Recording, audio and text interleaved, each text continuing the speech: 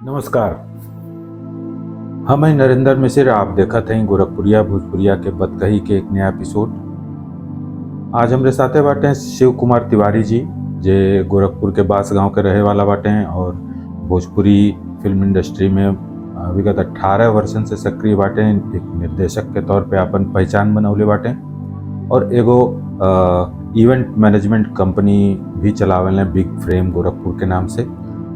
तिवारी जी, आपके बहुत स्वागत बा हमरे स्टूडियो में। भैया बहुत बहुत धन्यवाद। और जितना लोग आपके गोरखपुरिया भोजपुरिया बतकही के देखा था, सबके हमार शिव कुमार तिवारी के प्रणाम। तो तिवारी जी, चूँकि आप फिल्म इंडस्ट्री से जुड़ल बाटी, तो भोजपुरी फिल्म इंडस्ट्री के आप कैसे देखीला आज के समय में? भैया भोजपुरी इंडस्ट्री आज के जो दौर चलता ना, बीच में एक समय आयल है जो भोजपुरी के लोग वल्गरिटी के लेके चलता है भोजपुरी फिल्म इंडस्ट्री का। हाँ। लेकिन जो अभी के दौर चलता है, जो आजकल के फिल्म आवता टीवी पर, जो बहुत हद तक भी आपके बताओ थे, बहुत हद तक सफाई हो चुका बा। बिल्कुल। सेंसर यहाँ तक हो गई है कि अगर आप कोनो पहले के फिल्म में देखत हो कि औरतन के मारल खींचल ये सब सारा चीज़ें, आज के डेट में सेंसर इतना टाइट हो चुकल बा ना कि अगर आप अपने फिल्म में कोनो औरत के अपशब्द बोल दें, गाली दे दें, तो वहाँ भी कैंची चला देता है। तो जौन आज के जो दौर चलता है ना फिल्म के लेकर के, हमारे हिसाब से बड़ा अच्छा दौर में बा। और ये प्रयास रहे के चाहिए जो है कि हमन के बीच में जो हम लोगन के आए वाला सिचुएशन, हम लोगन के जो जनरेशन बा, उन्हन के साफ सुथरा फिल्म देखे। आज के जो फिल्म बन रहा बा ना, ओके परिवार में आप, औरत, बच्चे सब बैठ के आराम से देख सकते हैं। पारिवारिक जैसे आपके परिवार में जो घटना होता है ना आज के दौर में, हंसी मजाक बोली ठोली यह सब दिखावल जाता है। तो हमारे हिसाब से आज के जो भोजपुरी इंडस्ट्री में चला था ना, एक पारिवारिक फिल्म के लेकर के बड़ा अच्छा साफ सुथरा दौर से गुजरा था। अच्छा, भोजपुरी में हम देखिला कि आजकल टेलीविज़न पे पूरा अलग अलग चैनल बाटे जे पर फिल्म रिलीज होता रही कुल, वो आपके सिनेमा हॉल में नहीं मिली देखे के। तो ये सिनेमा हॉल वाली फिल्म और टेलीविज़न वाली फिल्म के बारे में तनी बताई का ओकर। बहुत अच्छा क्वेश्चन बा भैया। देखिए दोनों का ऑरा अलग बा। हाँ। ठीक है। जो एक घर में हमके कोई कहानी शूट करेगा, पूरा एक कहानी, एक घर के अंदर के कहानी लेके चला ओहमन, और हाल 35 mm 70 mm की पर्दा पे चले, जहाँ के फ्रेम खोलने की जगह मिले, पूरा स्वतंत्रता मिले कि हाँ ये पैसा ज्यादा लगेला बनाने। ना भैया, पैसा ठीक है, पैसा हमन भी लगता है, हमन भी। लेकिन सबसे बड़ा प्रॉब्लम ये बना कि वो एक फिल्म का जो ऑरा होला ना, जो के रियल में जो के कहल जाला कि नहीं फिल्म हम 70 mm पहले सपना का रहल, एक डायरेक्टर के भी सपना होत रहल, निर्देशक के, एक एक्टर के भी, कि हम 70 mm पे आई ओके फिल्म कहतल। वो दौर देखल भइल बा भैया। आप भी जानत होखा कि जब एक कोनो डायलॉग चला तो पब्लिक सीटी बजाना, वो जो मजा रहल ना, अब उस चीज जो है ना मिस करे के पड़ा था। बहुत प्रयास कर, जैसे तमाम ऐसा फिल्म आईली है बड़े स्टारन के मन के कोशिश कैल गई है कि ऑडियंस फिर से आवे, लेकिन पता नहीं ऐसा का हो गई बा कि ऑडियंस आवत भी ना है कि प्रयास कर जाता है। ऐसा नहीं बा कुछ हमारे वहाँ जो कि प्रोड्यूसर बाड़ा, निर्माता लोग बाड़ा ना, जो प्रयास करता ना, नाम लेहल जाब कि हमारे रत्नाकर भैया बने वर्ल्ड वाइड के, या सारके के जो है रोशन सिंह जी हैं, इन लोगों ने बहुत बढ़िया काम कैले बना। अच्छी 5-5 करोड़ 6-6 करोड़ तक की फिल्म बनल है भैया। प्रयास कैल, प्रमोशन भी, लेकिन दर्शक ना मिल पाओ। अच्छा, और पीवीआर के ऐसा ये जमाना आ गया, सिंगल टाकीजन में भी तो बहुत बदलाव आ गया। हाँ, इहो बात वही हिसाब से दर्शकों बदल गई बात। अब दर्शक के मूड बदल गए। अब देखी ना आपके पब्लिक का बने, अब सोचते कितना कम से कम आप सिनेमा हॉल तो छोड़ी, हम भोजपुरी वाले ही नहीं बैठे, बॉलीवुड भी लेके ये चीज के परेशान बा। बिल्कुल कि लोग आवत काहे नहीं बा। सही कहते हैं। और अब से जब से काफी एप्स आ गए जो है, ओकरे चलते आदमी मोबाइल पे आ गए। हाँ बिल्कुल। हम क्योंकि इंटरव्यू देखत रहनी भैया, वो कहल है कि सबसे बड़ी बात आज के डेट में जो 30 सेकंड का रील होता ना, वो आपके मानसिकता के ना एकदम तुच्छ कर दिले बा, एकदम छोटा है आपके सोच में बा। बड़ी चीज आप कोनो पहले फिल्म देख रहे, आप अपने से सोचें कि जो पहले हमन के फिल्म देखत रहनी ना 2 घंटा 3 घंटा के जो फिल्म, तो फिल्म हमें कई साल तक याद रहत रहे। बिल्कुल, आपके भी जो शोले उठा ले चाहे कोनो फिल्म, ओकर एक एक फ्रेम आज तक याद हुई। लेकिन आज टीवी पर चाहे कहीं भी मोबाइल पे कोनो चीज देखत हनी, 4 दिन बाद आपसे पूछल जाता तब के नहीं याद रहेला। बढ़ा बढ़ा के देख लेला आदमी, 2 घंटा के फिल्म 1 घंटा में देख ली। वो 3 घंटा के जो समय नहीं रह गई बा। 3 घंटा का जो समय होत रहा हॉल में ना, वो आदमी कंसंट्रेट हो करके, एकाग्र हो करके फिल्में देखे जात रहा है। वो एक मजा रहा भैया, अपने परिवार के साथ, बच्चन के साथ, वो पॉपकॉर्न, कोल्ड ड्रिंक ये सब लेकर एक उत्सव होत रहा है। ये चीज हमन खातिर जो है ना थोड़ा सोच के विषय बा, और सब प्रयास में लगल बा कि कैसो न कैसो के सुधारले के कोशिश कल जाए। बस अब मेहनत बाद देखल जाए कब तक ओकर रिजल्ट मिल पाता कि हम लोग दोबारा से फिर से जो है ओके प्रयास सब कर बा, सब लगे हैं, सब लोग लगल बा अपने भोजपुरी के कि एकर एक पुश कल जाए, एक पीछे से सपोर्ट कल जाए, एक थोड़ा सा वो कल जाए। लेकिन हम जो देखत हई कि जो बीच के एक दौर रहल वो और खराब रहल है। अब तो OTT प्लेटफॉर्म आ गई बा, तमाम प्रयोग होता हमें, टीवी पे नया प्रयोग होता हमें। अब तमाम लोगन के रोजगार मिलता, फिल्म बनत ताड़ी कुल, कहीं नहीं मान लें टाकीज में नहीं तो टीवी पर OTT पर तो आवत है कुल ना। तो ये एक बड़ा सकारात्मक माहौल तो बनल बा, इनमें कोनो दूर है नहीं। आपके बात से हम सहमत हैं। आप एक बात कहनी है बीच के जो दौर आया, आपके बताइए भैया, शुरू में जब भोजपुरी दूसरा पैटर्न में जब आई है ना, सैया हमार लेके आई ना रवि किशन भैया, मनोज भैया का एक फिल्म आई है ससुरा बड़ा पैसा, आपके याद हो? वो बहुत बम्पर हिट, सिल्वर जुबली के उपाधि दी, वही से तब वो बन गई, फिर से आई। वो कुछ फिल्म तक तो बड़ा बढ़िया चला, ओकरे बाद देखे हम बहुत तबाणी देखे वाला भी हमें गरिएंगे, हमें मालूम बा, लेकिन एक बिगड़ने में सबसे बड़ा अगर क्यों खात रहल बा तो डिस्ट्रीब्यूटर लोगन का। जब फिल्म बने ना भैया, सेंसर भइले के फिल्म सबसे पहले रिलीज होकर बिहार झारखंड में। हम पटना में देखले बानी कि जो लोग डिस्ट्रीब्यूटर रहल बा ना, जब कोनो फिल्म जालो तो लोग फिल्म देखे, फिल्म देखले के बाद एक क्वेश्चन करे, ये बतावा एमन कोनो बेट सीन नहीं बा, ओमन कोनो चुंबन सीन नहीं बा, कौने सीन पर आखिर लोग ताली बजाई, कौने पर सीटी बजाई। अब सोचें कि प्रोड्यूसर इतना आत्मीयता से एक अच्छी फिल्म बना करके डायरेक्टर ओके सजा के दहले बा, जब मसाला डाले कहा जाए। अब धीरे धीरे का हो गए कि मजबूरन जो है ना ओमन एक ठे आइटम सॉन्ग, कई ठे फिल्म यहाँ तक कहनी कि 3-3 गो आइटम सॉन्ग, ठीक करें। तो वहां से बलगर्टी बढ़ा। अब बलगर्टी ये स्तर पे चढ़ गया ना भैया कि अच्छे जो दर्शक रहना, जो महिलाएं रहनी, बच्चे रहने, वो भोजपुरी से कट गई ना। और आज वही के भुगतान है कि लोग कितना भी हम लोगों खींचने की कोशिश करता नहीं जा, लेकिन वो जो है फाल तक होता है। लेकिन प्रयास में बाटी भैया, हमारे इंडस्ट्री में हम लोग बम्बई में बैठल जाला है, निर्देशक से और निर्माता से ये बात हो रही, हम लोगों प्रयास ना छोड़ले बनी, बस समय के इंतजार। हाँ, सरकार से भी ये बात का अनुरोध बा भैया। आज आप मराठी इंडस्ट्री देखिए, मराठी इंडस्ट्री में क्या है ना, आपका PVR भी बा, अगर वहाँ तो आपको एक जो है ना, एक शो आपको दिखावे के बाद मराठी फिल्म। अगर हमारी बात पहुंचत या ना सरकार तक, अगर ये बात हमारे पहुंचत, हम रिक्वेस्ट करब कि आप एक चीज के थोड़ा सा अपने भाषा, चूंकि देखिए भैया भोजपुरी हमन के माई के भाषा है, एकदम हमन के दादी माई लोग जो है एक बोलल बचपन से हमन के ही में पैदा भले में आत्मा बसल बा। आज सबसे अच्छी बात आपको बताई कि हमारे तो बातचीत होला, कबो कबो फॉरेनर लोग, फॉरेन में जो लोग जाते हैं, वो लोग कहला ना, जब हम लोगों से जब कभी कभी मुंह से बात करत हिंदी में एक आध भोजपुरी शब्द निकल जाए, कहला रौरा भोजपुरी बोल ली ना, बोले भैया हम अरे भैया सोची ना भोजपुरी कितना मीठी भाषा है। हाँ, भोजपुरी के लोग ऐसा चीज लोगन के दिमाग में बांध देला ना कि लोग ये सोच लेलस कि भोजपुरी बस वल्गैरिटी है। आपके बताई हमारे साथ साउथ के लोग भी चूंकि टेक्नीशियन है तो साउथ के लोग भी, पंजाबी सब लोग काम कराला। एक मराठी रहा बंदा, वो हमारे साथ बैठे, यार तुम्हारी भोजपुरी में यही वल्गर। मैंने कहा नहीं रे भाई, मैं आपको सुनाऊंगा। और आप विश्वास ना करब, ओके वो संगीत के जानकार आदमी रहा, ओके जब पूर्वी के गाना सुनो तो हमारे पूर्वी में एक तान होता है, जिसको तान लिया जाता है। जब तान होके सुनौली ना, वो आश्चर्य में रह मुग्ध गया। हो गई।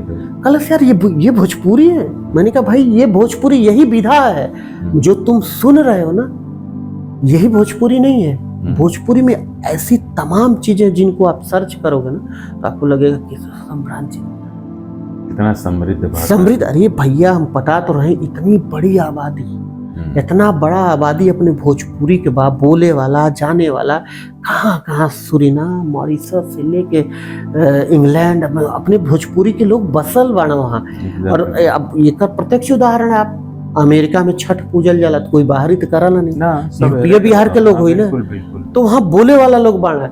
और यही आश्चर्य के बात बा, इतनी बड़ी आबादी के बाद भी ये लेवल पे हम लोग ना चीज जुटा पाओ तनी कि आज देखिए सिंपल सा एक प्रदेश में चले वाली मराठी जो उनकी 100 करोड़ रुपया का बिजनेस करता है, और इतने जगह पर भोजपुरी फैलने के बाद भी हमन के अगर 50 लाख रुपया लगावल जाए तो वो खातिर निकाला हो जाता है। बहुत बड़ा स्ट्रगल बा भैया निर्माता खातिर। और निर्माता कब आपके लिए सक्सेस बा, जब चीजें ना बन पाता तो सीधे वो निर्देशक के ऊपर भाई कैप्टन तो हुआ ना बा, शिप का कैप्टन शिप पलटे चाहे चले तो सब तो वही के ऊपर जा। तो ये चीज पे सब लोग लगल बा भैया कहीं से कुछ बदलाव हो जाए भोजपुरी का। अच्छा, भोजपुरी इंडस्ट्री चाहे भोजपुरी सिनेमा देखी उसे लोग निकल के आज राजनीति के क्षेत्र में चमकत हमें, चाहे मनोज तिवारी हो कहें, चाहे निरहुआ हो कहें, चाहे अपने शहर के रवि किशन बाबू हो कहें।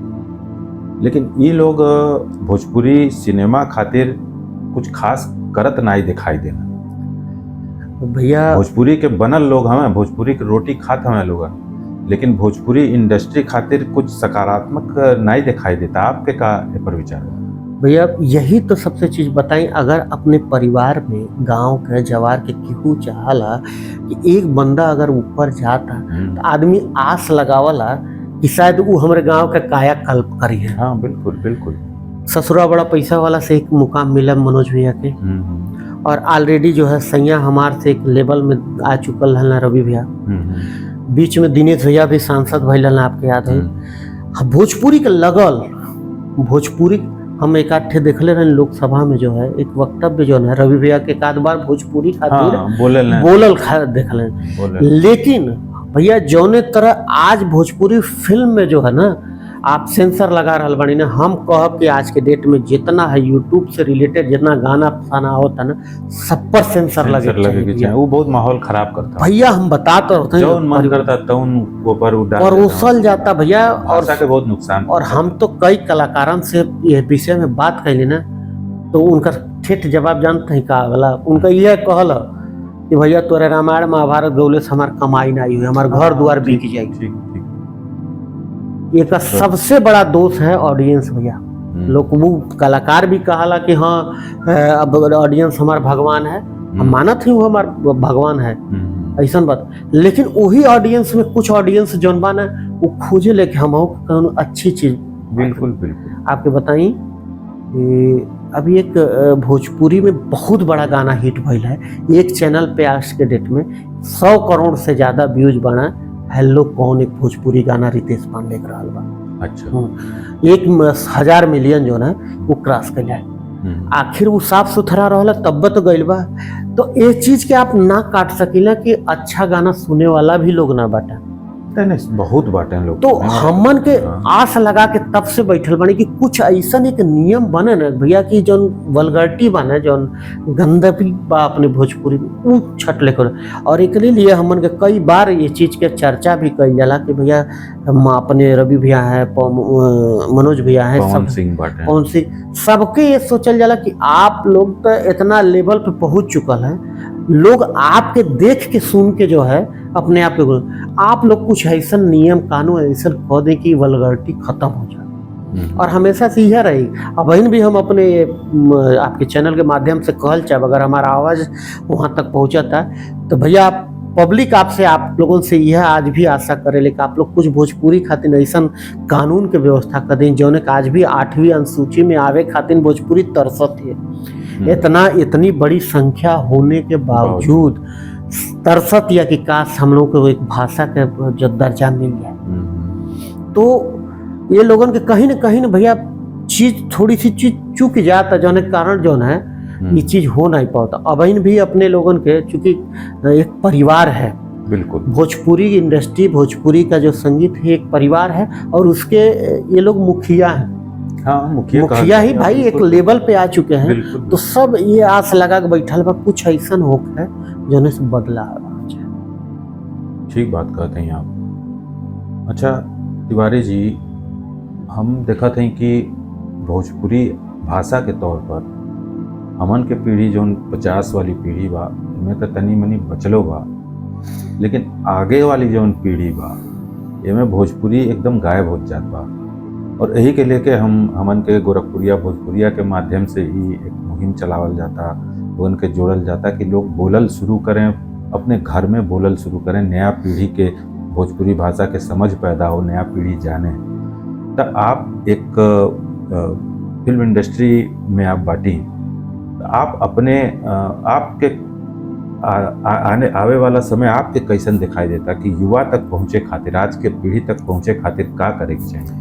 भैया एक चीज़ आपको बताएं कि आज के जो दौर चलता ना, सबसे पहले अपने के यहाँ के जो बच्चा बाना ना उनके भोजपुरी से जुड़े पड़ी। एक बहुत बड़ी विडंबना आज के दौर में, हम लोग मॉडर्न के ज़माना में अगर बड़ी इंग्लिश अंग्रेजी मीडियम में पढ़ावत तानी तो अंग्रेजी मीडियम में यहाँ तक बा भैया कि आप भोजपुरी छोड़े, अगर लड़का गलती से हिंदी बोल देहलस ना फाइन लग जाता, तो करे ऊपर फाइन लगा। बताइए हम ऐसे देश में जिया तानी, ऐसे देश में रह तानी कि जहाँ हिंदी वहाँ के मातृभाषा है, राष्ट्रभाषा है, वहाँ बोलने पर फाइन लगता। सोची तो भोजपुरी आप कहाँ तक कर, वेल एजुकेटेड लोग ये जानता कि भोजपुरी बोलल आज के डेट में उनके शर्म के बात हो गई। लेकिन आप उठा के देख लें, चाहे गुजराती हो जाए, चाहे मराठी हो जाए, चाहे बंगाली हो जाए, वो बाहर में कौन भाषा में बतिया लिया भैया, लेकिन जब अपने घर में आई है ना तो बंगला में ही बती है, बिल्कुल वो मराठी में ही बती है, गुजराती में ही बती है। भोजपुरी के साथ ही विडंबना बा,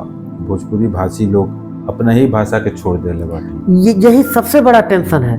और भैया ना कही जाए ना, बच्चन के ना सिखाओ जाए ना, तो आए वाला धीरे धीरे भोजपुरी भाषा के लिए संकट पर, ये संकट के हमन के पहचानत है और पहचाने के पड़ी भैया, पहचाने के ना ही पहचानम ना, आए वाला समय में वो जब बात भोजपुरी का है ना, तो आए वाले जनरेशन के लड़का कहिए कि जैसे हम लोग और भी भाषा जो लुप्त हो चुका बा, जैसे बा आप मगही उगही ना, आप अगर केहू नाम देते लोग कहला कि का मगही कोनो भाषा है का, ठीक कहते न, जबकि आप मगही में जाए तब वहाँ बोलल जाले बहन भी। तो ये दौर आ जाए भोजपुरी के, इसलिए हमन के आज भी भैया, आज के जो दौर बा आए वाला जनरेशन के लिए हमन के ई तक करे पड़ी कि बाबू भाषा है, बिल्कुल बोलल कर। अगर हम तो कहते हैं भैया, हम अपने घर में हमारे 2 भी बच्चे हैं, हम तो हमारे बच्चे जो है ना आज भी हमारे पापा माता जी से हमरे आज भी वो लोग भोजपुरी, हमन से भले हिंदी बात कर लिए, लेकिन उन्हन से हम लड़के जो है ना भोजपुरी में बतिया वाले। बिल्कुल ये जिम्मेदारी हमारे ही पीढ़ी के बा, हमन के जिम्मेदारी बा, और हमन के लगल जाए तब भैया एक आगे बढ़ सकला। जौन चीज जो लोग नफरत हमन के समझौले कोशिश करे, जौन आपके दिमाग में भोजपुरी के लेके विडंबना बैठल बा, भोजपुरी गंदी है, भोजपुरी गंदी है, बड़ी मीठी भाषा। बताई कौन ऐसा भाषा बा भैया जोने में लड़ाई भी होला ना। आप कभी बिहार उहार से जौन बॉर्डर में भोजपुरी जानना, अगर वहाँ 2 आदमी लड़तो बा, औरत लड़तो बड़ी ना, तो के कहला से रउए ने कहली है। अब सोची रउआ कहली ओहू में कितना सम्मान बा। बिल्कुल बिल्कुल। तो हमार भोजपुरी वो है भैया, भोजपुरी के समृद्ध बनौले के जो ठेका जो है ना सिर्फ कुछ आदमी के हाथ में नहीं बा, एक आदमी भोजपुरिया जब उठाई ना भैया जरूर बदलाव आई। तिवारी जी, आप एक इवेंट मैनेजमेंट कंपनी भी चलाई ना, और भोजपुरी भाषा के लोगन तक पहुंचावे खातिर इवेंट के बहुत महत्व होला। तो एक इवेंट मैनेजर के तौर पे आप भोजपुरी भाषा के कैसे बढ़ावा देते हैं, आप ओकरे बारे में बताएं हमारे दर्शकन को। जरूर भैया, अपन एक संस्था चले बिग फ्रेम इवेंट गोरखपुर के नाम से, और ये संस्था के माध्यम से अपने उत्तर प्रदेश, बिहार मध्य प्रदेश दिल्ली तक ही नहीं, अभी तो हमारे एक सपना रही एक एम्पायर ऐसा खड़ा करिया जौन कि भारत ही नहीं भारत से बाहर भी विदेश में लेके और वो में प्रयासरत बाटी हमन के अब काम करती है, हमारी टीम काम करती है। हमारा टारगेट ये है ना भैया कि भोजपुरी के जो अच्छा गवैया लड़के बना जो अच्छा गावत ना जिनके पास क्षमता है गायकी के लेकिन उनके प्लेटफार्म नहीं मिलता। देखा भैया आज के दौर का बना बहुत अच्छे अच्छे गायक लड़का जो है वो गा के अपने वही गांव मोहल्ला में रह जाता है। हमार सन हम हमेशा चाहिए कि कुछ अच्छा लड़का मिले जिनके मंच देहल जा और हमार हमेशा से ही सपना रहल बा कि ये चीज खातिर काम कही जा। हमारी टीम भी काम करती है भैया ये पर लगत है कि जौन अपने वहाँ के भाषा है ना भोजपुरी के जौन फोक बा हमारे वहाँ के मिट्टी के चीज ये भारत में ही ना है अभी तो भारत से बाहर चाहे वो दोहा कतर दुबई हो है चाहे सूरीनाम से वहाँ तक भी ले गई लेके जो है कोशिश प्रयास बा। बस बाबा श्याम के कृपा कब हुई हम लोग एक कार्यरत करके कुछ को वहाँ तक पहुँचावल जाए प्रयास। संगीत भोजपुरी के जो संगीत पक्षवा ओके लेके चली ना कि और शैली जैसे नाटक है साहित्य है एवं पर कुछ अब अभी तो भैया हमारे के संगीत से रिलेटेड ही काम कर जाता है। लेकिन आगे जो बाना आगे हमारा प्रयास चलता है और लोगों से मीटिंग भी चलता है कि भोजपुरी की तरफ से एक नाटक भी जो है एक टीम ऐसा रहे जो अपने भोजपुरी के परोसे सबके जो है कि भोजपुरी के विधाई है भोजपुरी के भिखारी ठाकुर इन लोगों की बात भोजपुरी जो ये सब चीज बा कि जो हम विदेशिया से शैली से जो भी जो कुछ बा ओके लोगों तक पहुँचाओ जाए प्रयास लगल बा पूरी टीम यहाँ पर काम करता है। अब इन कुछ जगह मीटिंग भी ये चीज के चलता कि अगर ये चीज के बाहर भी लेके जाए जा जे लोग भोजपुरी नहीं जानता आपसे बताओ ना कि भोजपुरी लोगों के दिमाग में बैठल बा कि जौन गाना आज चूंकि यूट्यूब बा लोग सुनता कि हाँ ये भोजपुरी है उन तक पहुंचावे के वक्त भोजपुरी ना भोजपुरी ई भी है विदेशिया है हम लोगों का नाटक में तमाम चीज है आप उठा के देख ले हमन के बहुत पुराना आपके याद हुई हमन के छोट रहल बाड़ी तो पहले नाच चला नाच में एक होकर सती बिहुला खेलल जा सोटी भिरजा भार खेलल जा ये सब चीज आज के जनरेशन के ना मालूम बा तो हमन के ये चीज है कि सती बिहुला हो गई सोटी भिरजा भार भइल विदेशिया भइल ये तरह के नाटक के शैली के भी तैयार करके मंचन करके लोगों तक पहुंचावल जाए और एहमन प्लस पॉइंट जान थी का हो अच्छे अच्छे कलाकार बाड़ा जब हमन के भोजपुरी के लोग ना जब पहुंची हैं देखे पहुंची है ना तो कलाकारन के उत्साह वर्धन हुई कि ना इस चीज के भी लोग देखे आवता बिल्कुल तो आज यहाँ नहीं पूरे विश्व में वो चीज के एक समय ऐसा है कि पहुंचावल जाए प्रयासरत बाटी अब सफलता कहाँ तक मिलता है मन के बस यही मिला नहीं बहुत बढ़िया आप काम करते हैं और गोरखपुरिया भोजपुरिया के माध्यम से जौन सहयोग हो सकी हमन के आपके कईल जाए और आपके कुछ फिल्म भी फ्लोर पर बाड़ी कुल तो वो कौन फिल्म आपके आवे वाला बा तनी हमरे दर्शकन के बताई ताकि हम लोग देखल जाए भाई अभी भैया 10 तारीख के 12 तारीख के जो है हमारे एक फिल्म बनल रहा है इतिहास जिसमें मुख्य भूमिका में समर सिंह जी रहे ऋचा दीक्षित जी रहे उमेश सिंह इंद्रसेन यादव अपने गोरखपुर के कलाकार हैं हमारे निर्माता भी रहे गोरखपुर के लवकुश यादव जी और हमारे मित्र रहे रणविजय यादव जी निर्देशक के तौर पे हम निर्देशित कैले रही वो है ओका ट्रेलर रिलीज भइल भैया और जब ट्रेलर रिलीज भइल है तो हम ही नहीं सोचले नहीं जहाँ से आज तक हमको फोन ना आयल है ट्रेलर देखने के बाद लोगन के रिस्पॉन्स जब फोन आयल ना हमके संतुष्टि ये बात का आप फिल्म रिलीज होती है भैया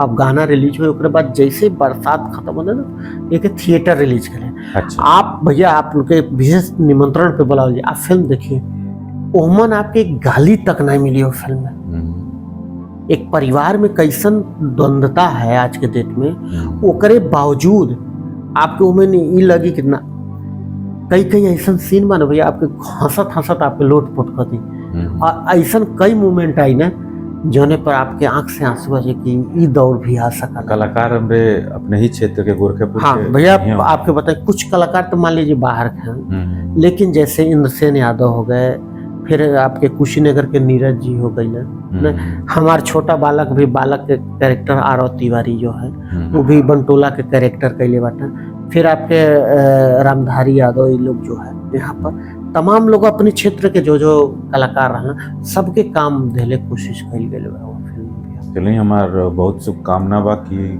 आपके फिल्म जल्दी रिलीज हो और सुपर हिट होके बहुत हमनों के जरूर देखल जाई होके। अपने दर्शकनों से कहते हैं कि आप तिवारी जी के फिल्म जरूर देखब और आपके स्क्रीन पर फिल्म के नाम हम चला देते हैं ताकि आपके याद रहे। तो तिवारी जी से आज भोजपुरी फिल्म इंडस्ट्री के बारे में और उनके अपन जो उनकर काम बा इवेंट मैनेजमेंट के बारे में बात भइल, बहुत बढ़िया बात भइल और दर्शक लोगन तक ये बात पहुँचे और दर्शक लोगन तक नहीं, जिम्मेदार लोगन तक भी पहुँचे, समाज के लोगन तक पहुँचे कि भोजपुरी भाषा के बचावे खातिर का उनकर योगदान हो सकेला। और सब दर्शकन से ये हमार अनुरोध है कि ये बातचीत के अधिक से अधिक लोगन के शेयर करिए आप। और गोरखपुरिया भोजपुरिया के जौन ये अभियान बा भोजपुरी के संरक्षण संवर्धन के, ये बतकही कार्यक्रम के माध्यम से, जैसे हमन के भोजपुरी बोलत बतियावत हैं, आपो लोग बोली बतियाएं, यह आपके सहयोग होई और भोजपुरी भाषा अपने आप समृद्ध हो जाए जब आप लोग साथ रह। तो आप सबके बहुत धन्यवाद, नमस्कार। अगले एतवार के फिर मिलल जाए यही समय।